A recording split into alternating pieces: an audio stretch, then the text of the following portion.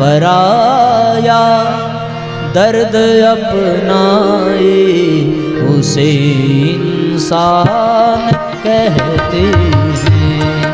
किसी के काम जो आए उसे इंसान कहते हैं। किसी के काम जो आए उसे इंसान कहते हैं। पराया दर्द अपनाए, पराया दर्द अपनाए उसे इंसान कहते हैं। उसे इंसान कहते हैं।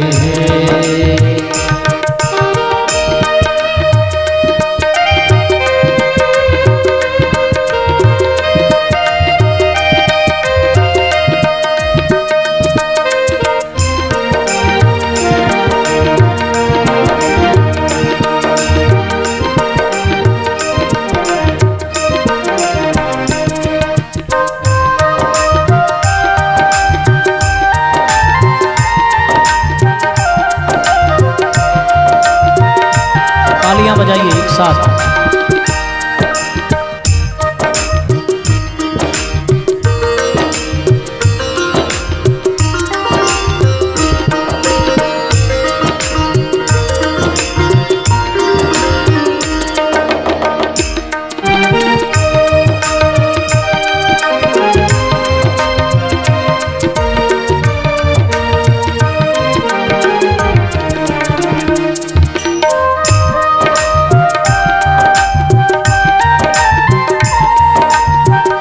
दोनों हाथ ऊपर उठा करके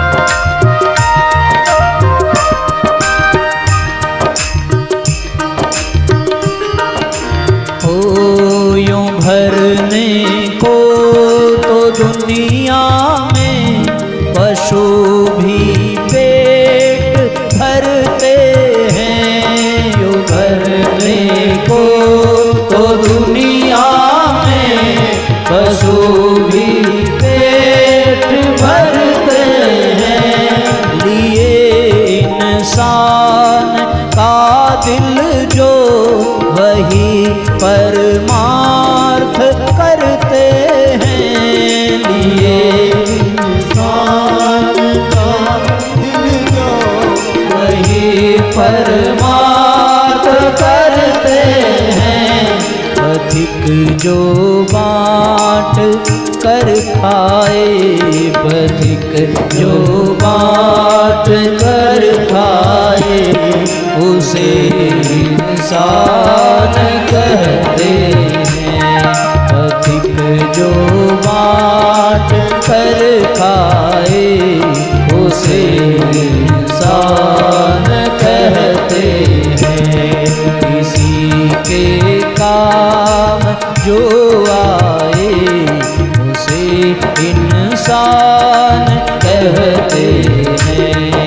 पराया दर्द अपनाए उसे इंसान कहते हैं। उसे इंसान कहते हैं।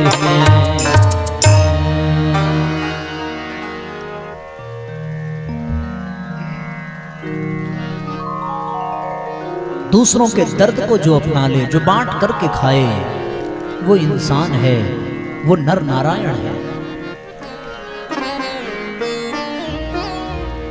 एक हमारे हरिप्रसाद भैया बड़ा प्यारा गीत गाते हैं, वो याद आ रहा है।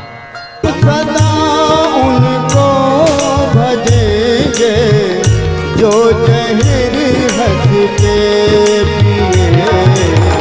देवता भी स्वार्थी अमृत के पिए। देवता भी स्वार्थी अमृत के पिए।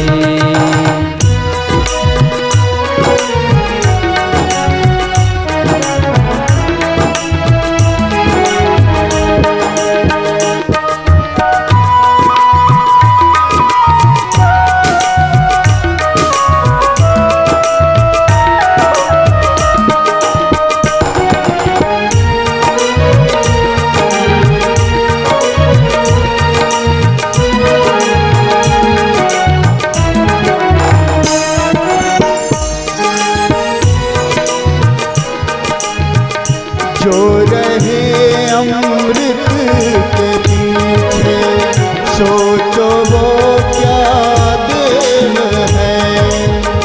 जो रहे अमृत के पीछे सोचो वो क्या देव है।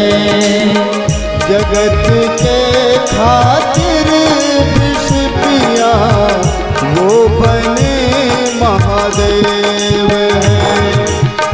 जगत के खातिर दिया विष वो बने महादेव हैं। हम नमन उनको करेंगे जो सदा सबको दिए। देवता भी स्वार्थी थे दौड़े अमृत के लिए। देवता भी स्वार्थी थे दौड़े अमृत के लिए।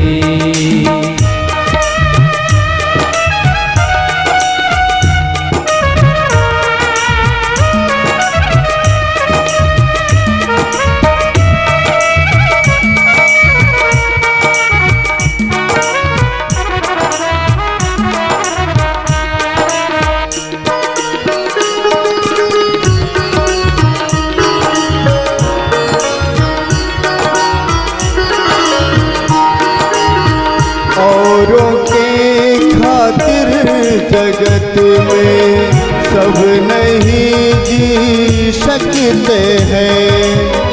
औरों के खातिर जगत में सब नहीं जी सकते हैं। जो है अविनाशी अजन्मा जहर वही पी सकते हैं। जो है अविनाशी अजन्मा जहर वो पी सकते हैं। हम नमन उनको करेंगे जो मरे ना जिए। देवता भी स्वार्थी थे दौड़े अमृत के लिए। देवता भी स्वार्थी थे दौड़े अमृत के लिए। हम नमन उनको करेंगे जो कहर हंस के लिए। हम नमन उनको करेंगे जो कहर हंस के लिए।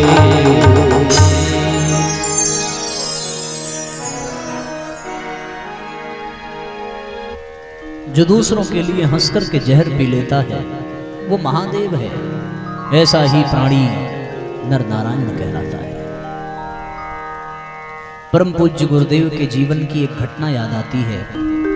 आप सबने सुना भी होगा।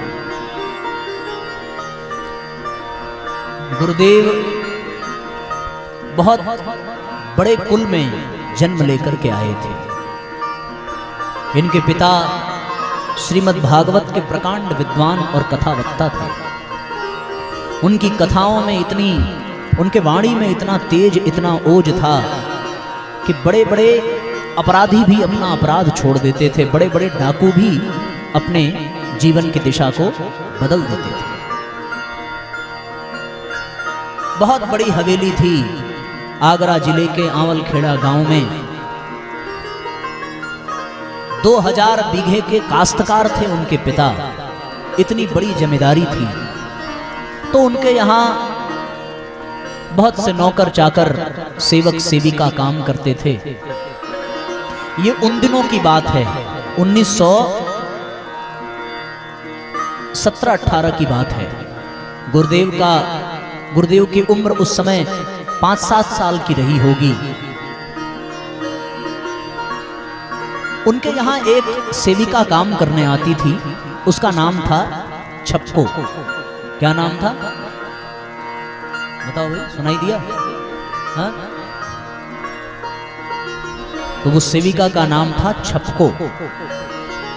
बेचारी नीच जात की थी, तो उसके रहने का, भोजन का, बर्तन वगैरह सब अलग था। घर का काम काज कर जाती। और ये लोग ब्राह्मण वर्ग के थे, तो उस समय ऊंच नीच का, छुआछूत का, भेदभाव, जाति पाति का बहुत चरम पर था। 1917-18 की घटना है ये। एक बार क्या हुआ, और गुरुजी अपने बचपन में, और बाकी भी बच्चे अगल बगल के घर वाले सब उनको छपको अम्मा कह करके बुलाते थे।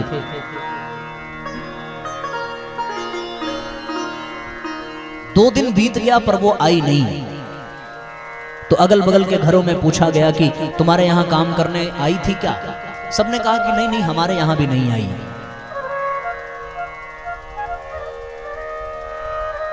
नहीं आई तो किसी को कोई चिंता भी नहीं हुई, नहीं आई, दूसरा बुला लेंगे। गुरुजी के मन में ये आया, अब वो 7-8 वर्ष के बालक हैं, ऐसी ही कुछ उम्र अथवा इससे भी कम रही होगी। उस अवस्था में उनके मन में आया कि आखिर छपको अम्मा प्रतिदिन आती थी, 2 दिन से क्यों नहीं आ रही हैं, और इसका कारण लोगों को पता भी नहीं है, फिर भी कोई पता नहीं करना चाहता। इसलिए नहीं पता करना चाहता कि पता करने के लिए उस बस्ती में जाना पड़ेगा जिस बस्ती में नीच गोत्र के लोग रहते हैं, और हम सब लोग ब्राह्मण हैं तो उस बस्ती में जा नहीं सकते। गुरुजी ने मन बनाया और रात के अंधेरे में सबसे छुपते छुपाते वो उस बस्ती की ओर बढ़े। उन्होंने छपको अम्मा का घर पूछा। सारी बस्ती में ये बात आग की तरह फैल गई कि पंडित जी का लड़का इस बस्ती में आ गया है। बहुतों ने समझाया कि तुम भटक गए हो, लगता है तुम रास्ता भूल गए हो, तुम्हारे यहाँ के लोग यहाँ नहीं आते, यहाँ बहुत गंदगी है, छुआछूत है, बड़ी बीमारियां हैं, यहाँ हम जैसे गिरे हुए लोग ही रहते हैं, तुम लौट जाओ। पर श्री राम तो मत हैं, मतवाले होकर के बस वो एक ही प्रश्न पूछते कि छपको अम्मा का घर कौन सा है। लोगों ने बताया। वो उस झोपड़ी तक पहुंचे जिस झोपड़ी में अम्मा निवास करती थी। बड़ी मुश्किल से झोपड़ी के दरवाजे को उठा करके उन्होंने ढकेला, खोला, देखा उस झोपड़ी में जमीन पर छपको अम्मा लेटी हुई हैं और कराह रही हैं। उनको एक घाव हो गया है, उस घाव से मवाद बह रहा है, उसके दर्द से पूरा शरीर तप रहा है। बीमार पड़ी छपको अम्मा। जैसे ही ये देखती है कि पंडित जी का लड़का श्री राम आया है, उठ करके बैठने का प्रयास करती है, पर शरीर के दर्द के कारण उठ करके बैठ नहीं पाती। गुरुदेव को यह समझते देर न लगी कि इसके कष्ट का कारण क्या है। वो बिना सोचे बेचारे बड़ी तेजी से दौड़े और गांव के वैद्य के घर पहुंचे। उन्होंने काका को बताया, ये नहीं बताया कि किसका इलाज करना है, बस इतना बताया कि काका बहुत बड़ा घाव है, वो कैसे ठीक होगा, उसके नाते पूरा शरीर तप रहा है, कोई दवा दीजिए। काका ने बच्चे की बात मानी, औषधियां प्रदान की। उन औषधि को लेकर के गुरुदेव दौड़ते दौड़ते फिर से छपको अम्मा की झोपड़ी में आए। वो बार बार भगवान की दुहाई देती रही, इस डर से कि यदि गांव वालों को ये पता चल गया कि ये बालक मेरे घर आया है तो इसे बालक समझ करके माफ कर दिया जाएगा, लेकिन मुझे बहुत बड़ा दंड मिलेगा और मुझे फिर गांव में कभी काम नहीं मिलेगा। इस भय से वो बार बार कहती कि श्री राम तुम चले जाओ, तुम चले जाओ, कोई देख लेगा। पर राम अपनी धुन में मस्त वो छपको अम्मा का घाव गर्म पानी से धोते गए, उस पर मरहम पट्टी किया, कुछ औषधि लाकर के दी, और उसी रात बिना बताए उस छोटे से बच्चे ने कहीं से दूध की व्यवस्था की, उसमें हल्दी मिलाया और लाकर के छपको अम्मा को दिया। उनकी आंखों से आंसुओं की धार बहती रही।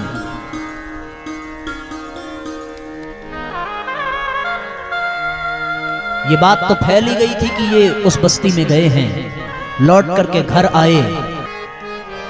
घर वाले जानते थे कि ये बस्ती से ही लौट करके आएगा। उनके पिताजी उस समय कहीं कथा कहने बाहर गए थे। जैसे ही बालक श्री राम लौट करके अपने घर आए, उनके चाचा दरवाजे पर पहरा दे रहे थे। उन्होंने पूछा, कहां से आए हो? श्री राम ने कहा कि बस्ती से आ रहा हूं छप्पू अम्मा को दवा दे करके। तुम्हें पता है ना कि वहां नहीं जाते? श्री राम ने कहा, जी बिल्कुल पता है। फिर क्यों गए? बहुत कष्ट में थी, बहुत बीमार थी।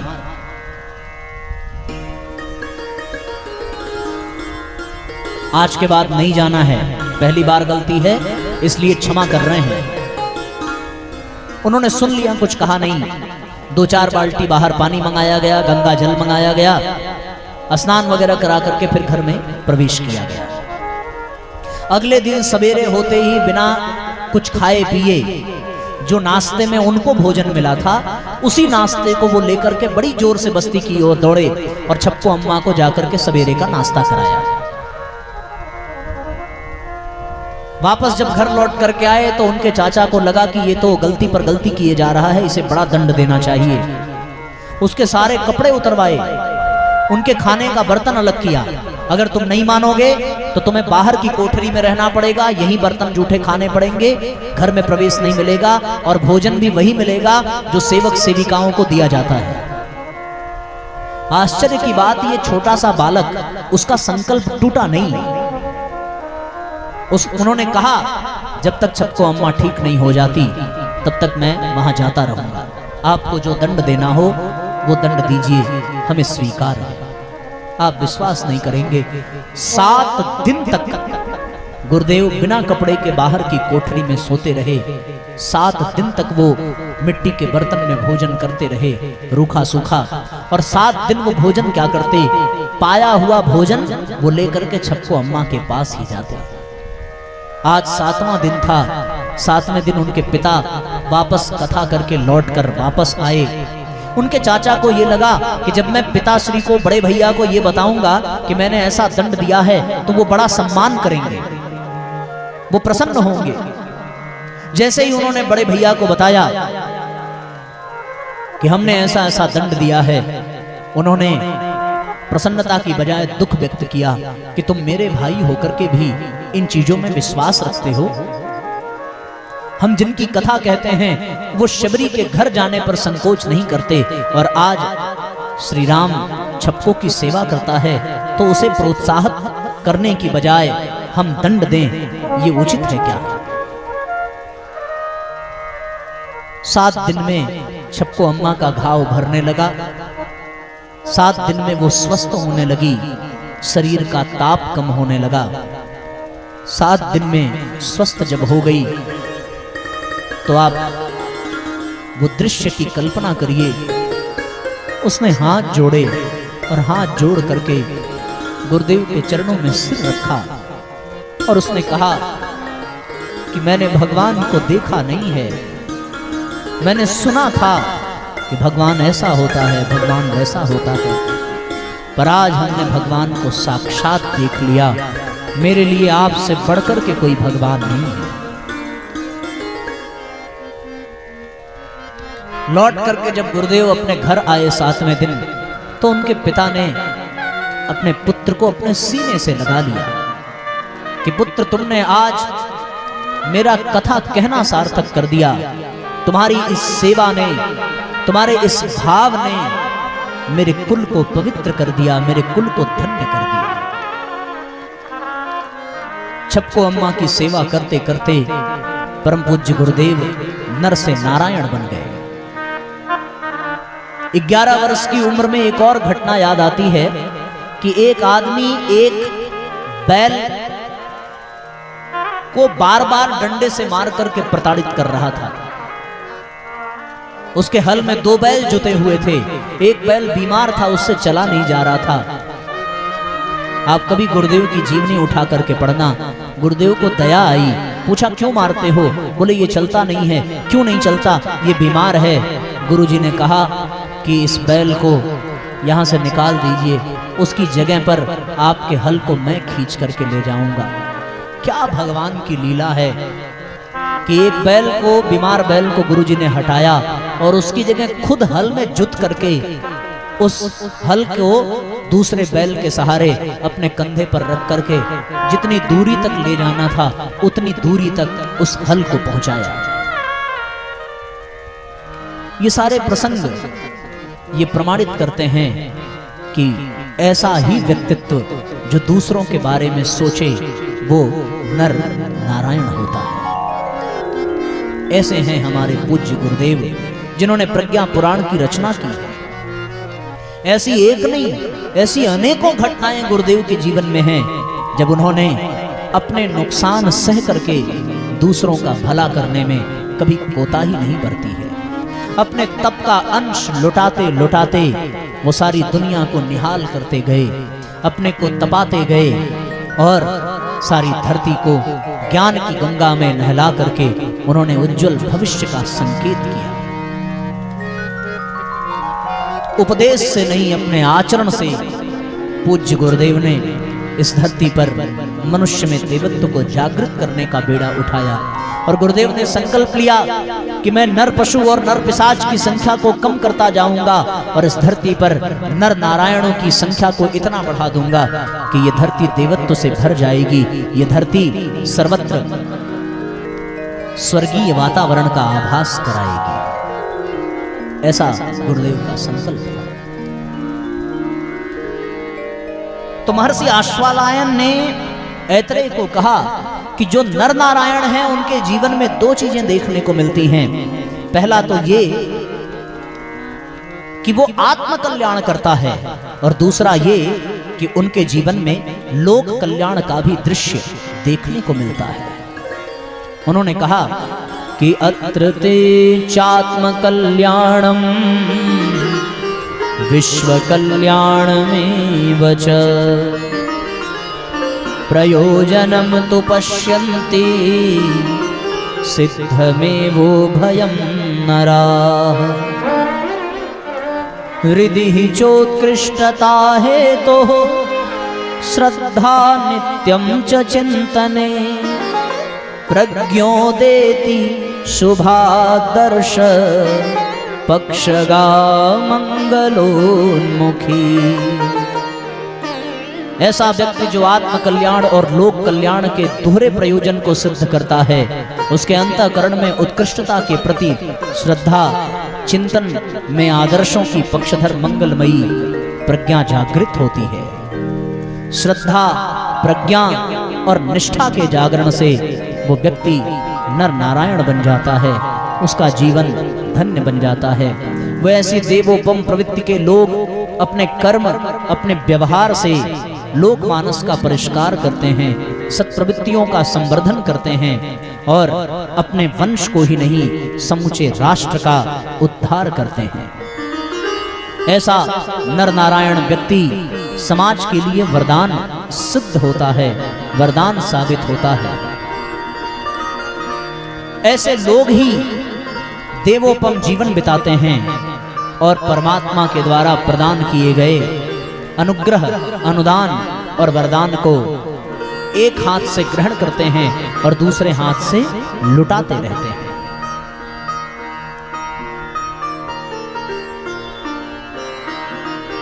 उनका संचित सद्ज्ञान, अभ्यस्त पुण्य परमार्थ निरंतर कार्यान्वित होता रहता है। फलतः वे असीम आत्म संतोष पाते हैं, उनको लोक सम्मान मिलता है, उनको सहयोग प्रचुर मात्रा में मिलता है। दैवी अनुकंपा उन पर निरंतर बरसती रहती है। जो नर नारायण हैं उनको ये तीन चीजें मिलती हैं। पहला आत्म संतोष मिलता है, दूसरा लोक सम्मान मिलता है, तीसरा दैवीय अनुग्रह मिलता है। आत्म संतोषमेतेतः प्राप्नुवन्ति तथैव तु सम्मानं सहयोगं च विपुलं ते भजन्त्यपि।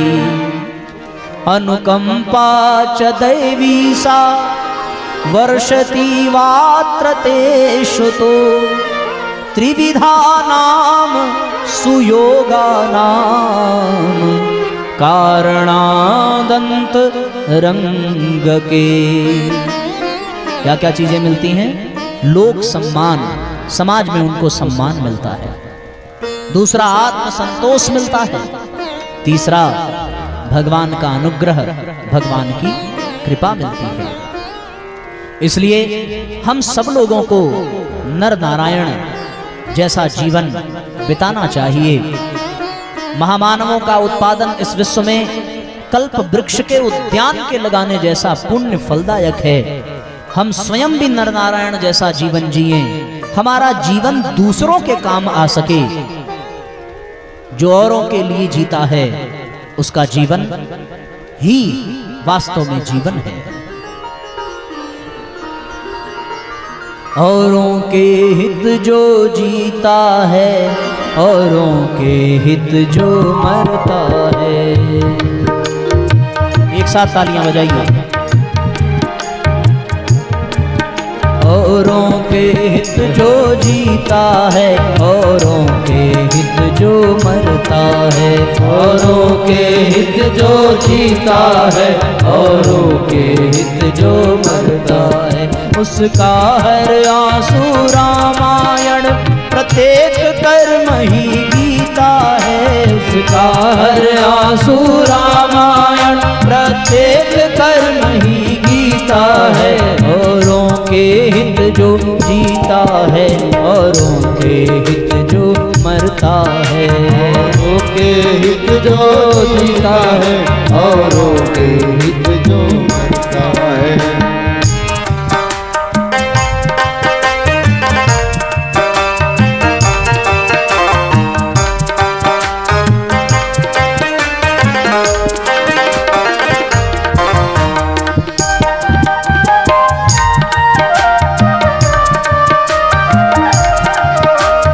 से तालियां बजाइए।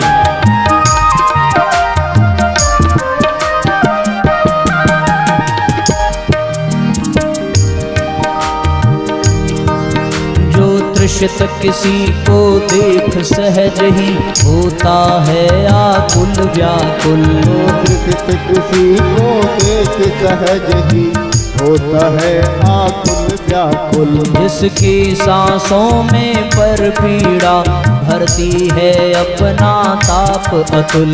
जिसकी सांसों में पर पीड़ा भरती है अपना ताप अतुल। वह है शंकर जो औरों की वेदना निरंतर पीता है। वह है शंकर जो औरों की वेदना निरंतर पीता है। उसका हर आंसू रामायण, प्रत्येक कर्म ही गीता है। उसका हर आंसू रामायण, प्रत्येक कर्म ही गीता है। औरों के हित जो जीता है, औरों के हित जो जीता है। औरों के हित जो जीता है, औरों के हित जो मरता है।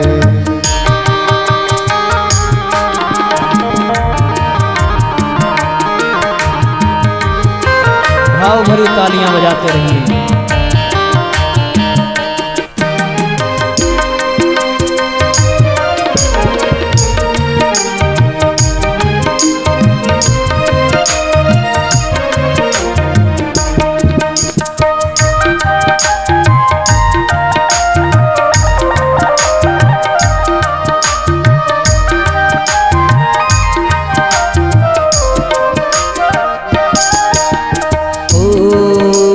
सहज समर्पित जनहित में होता है स्वार्थ त्याग करके। जो सहज समर्पित जनहित में होता है स्वार्थ त्याग करके।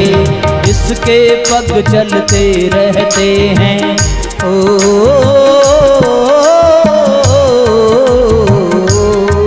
जिसके जिसके पग चलते रहते हैं दुख दर्द मिटाने घर घर के, जिसके पग चलते रहते हैं दुख दर्द मिटाने घर घर में। वह है दधीच जिसका जीवन, वह है दधीच जिसका जीवन जग हित तप करके बीता है, उसका हर आंसू रामायण प्रत्येक कर्म ही गीता है, उसका हर आंसू रामायण प्रत्येक कर्म ही गीता है।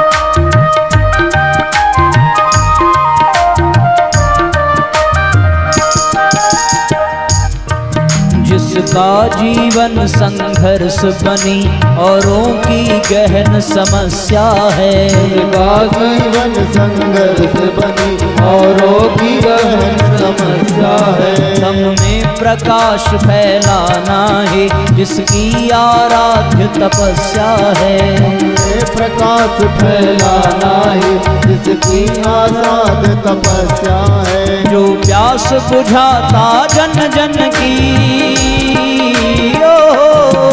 जो प्यास बुझाता जन जन की वह पनघट कभी न रीता है, उसका हर आंसू रामायण प्रत्येक कर्म ही गीता है, उसका हर आंसू रामायण प्रत्येक। दोनों हाथ ऊपर उठा करके साथ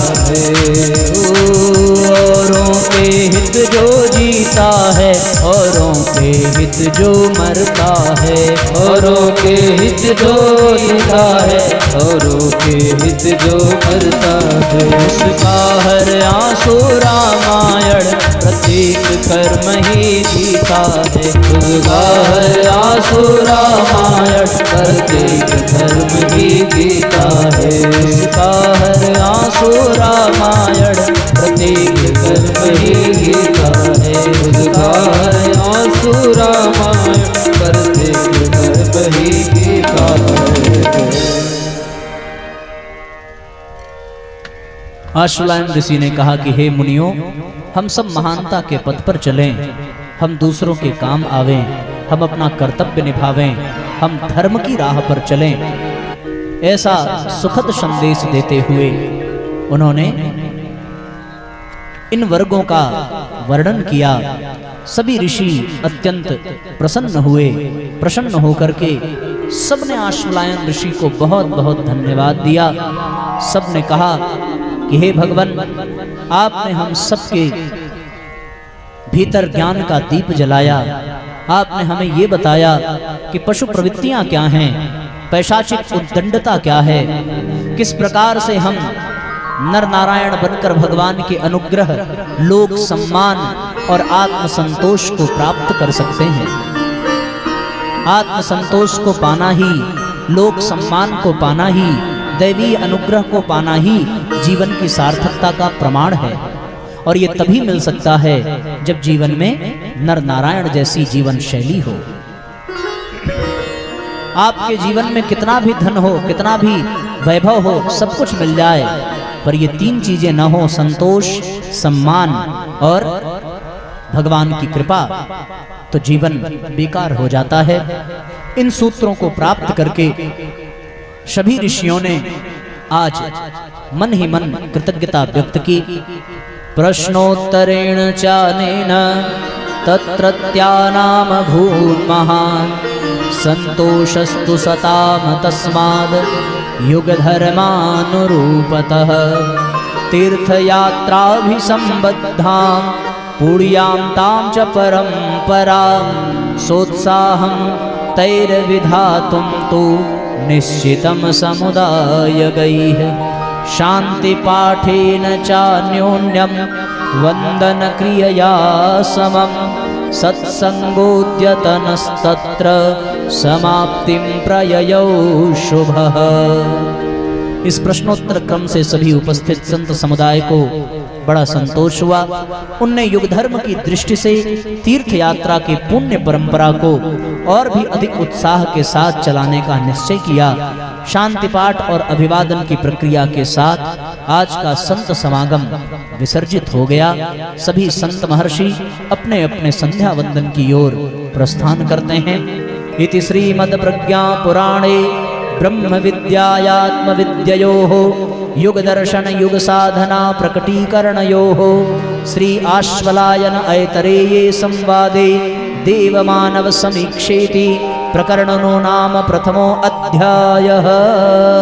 बोलिए श्रीमद् पावन प्रज्ञा पुराण की, बोलिए परम पूज्य गुरुदेव की, बोलिए गायत्री माता की। आरती की तैयारी करें। आज के सत्र को विराम दें। कल सवेरे प्रातः यज्ञ में और फिर शाम को पुनः भावपूर्वक समय से पधारेंगे। आगे की यात्रा, आगे के ऋषियों की चर्चा हम कल और भी विस्तार पूर्वक करेंगे।